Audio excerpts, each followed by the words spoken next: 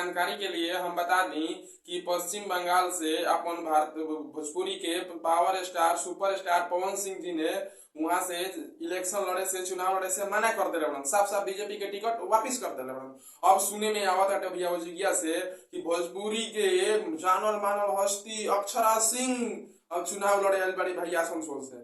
अभी बताइए एगो वीर जो पीछे पैर खींच ले तभी दूसरा का वीर जो का तीर मारनी है कहीं तो देखे वाली बात ये जाके का होई ना।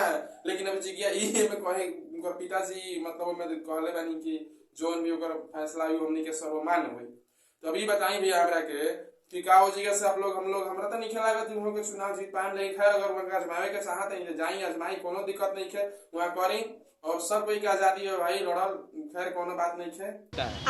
एक से एक महारत ही हमनी के भोजपुरी में भरल पड़ल बनन। तो ये बताई ओ जिगिया पवन सिंह जी के आसनसोल में काहे दिहल गइल टिकट तो कि ओरियो के भी देहल जा सकत रहल ना उ भी तो चुनाव जैसे लड़ सकत रहल लेकिन ना वहां जब दिया तो पावर स्टार पवन सिंह के दिया तो वो भैया का कहना कि भाई अपन ला अपन टिकट आ हटाई से जल्दी रास्ता खाली करो हमरा चुनाव नहीं खेल लड़े के साफ साफ भैया इनकार कर देला बना। हाँ भाई कोनो बहानाबाजी से लेके कोनो भी तरीका से बहुत तरह के लोग बहुत तरह के अफवाह उड़ावता केहू कहता कि पार्टी के प्रेशर वाला सटे भाई तू टिकट तू खुदे माना कर दो ना।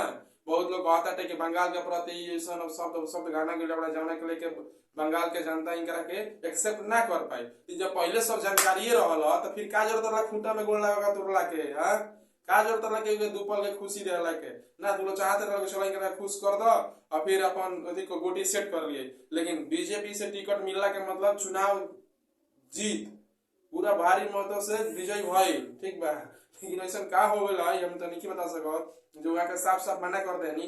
अब सूचना इहो मिल रहा बटे कि जिज्ञा से अक्षरा सिंह भी चुनाव लड़ी हन ना तो भाई कौन बात नहीं है भाई लड़े के चाहिए सब कोई अपन अपन आजमावे के चाहिए। लेकिन एगो बात जान लो भाई जदि जे चुनाव अगर अक्षरा सिंह जीत जाता रही तो जियल मुहाल कर दिहन भैया जियल मुहाल कर दिहन।